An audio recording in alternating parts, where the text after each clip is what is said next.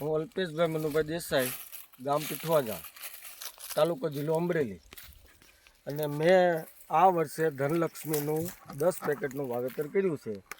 પણ તમે જોઈ શકો છો કે આનું ફાટ અને ઝીંડવાની સંખ્યા નાની છે, પણ એની ફાટ મોટી છે અને વીણવામાં પણ બહુ સરળ રહે છે.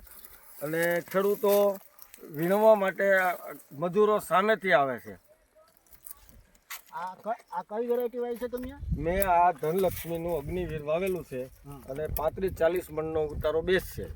અને તમે આ છેલ્લે આ 6 માર્ચ 2025માં આ કપાસ ઊભો છો તમે જોઈ શકો છો.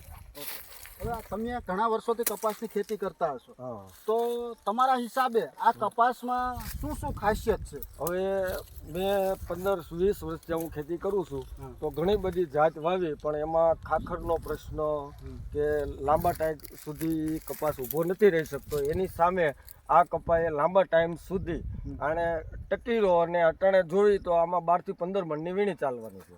છેલ્લી વીણી. ઓકે, અત્યાર સુધી તમે ટૂંકમાં 20 મણ કપાસ લઈ લીધો છે? 25 આજુબાજુ કપાસ થઈ ગયો છે અને હજી 12 મણ આજુબાજુને કપાસનું ઉત્પાદન મળવાનું, એટલે 35 થી 40 મણની કોર મોરાનું ઉત્પાદન રહેશે. પછી આનું ઝીંડવું ને એની ઝીણાટ કેવી? ઝીંડવાની સંખ્યા છે નાની છે, પણ એની ફાટ મોટી છે અને વીણવામાં પણ આ સરળ આવે છે. તમે જોઈ શકો છો, આ વીણવામાં તમે એને હાથ અડાડો તો આ વીણાઈ જાય છે. અને વીણવામાં મજૂર પણ સ્પીડમાં આ કપા વીણવા માટે આવે છે કે અમારે તમારો કપા વીણવો છે. ઓકે, પહેલી પસંદગી તમારી. હવે બીજું એ તમને કહેતો હતો કે આ વર્ષે વરસાદ ઘણા પડ્યા છે અને કપાસો ખાંખરી ગયા, તો એની સામે આ કેવું સહનશીલ છે?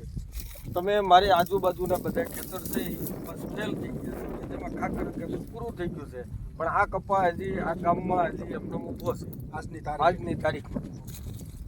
હવે બીજી વસ્તુ, એક મેઇન પ્રશ્ન છે, ખેડૂતોને મૂંઝવતો પ્રશ્ન છે, તો આમાં સડાનું પ્રમાણ કેવું છે? સડામાં બારીક સડો આવે છે, વધારે પડતો નથી આવતો, પણ વધારે પડતું ઝીંડવું ફૂલેલું બને છે. ઓકે, બાકી જનરલ બીજી બધી વેરાયટી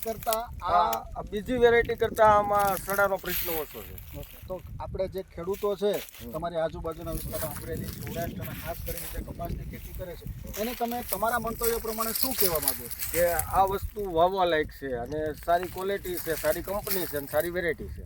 ઓકે, તો ધનલક્ષ્મીનું અગ્નિવીર હોવા.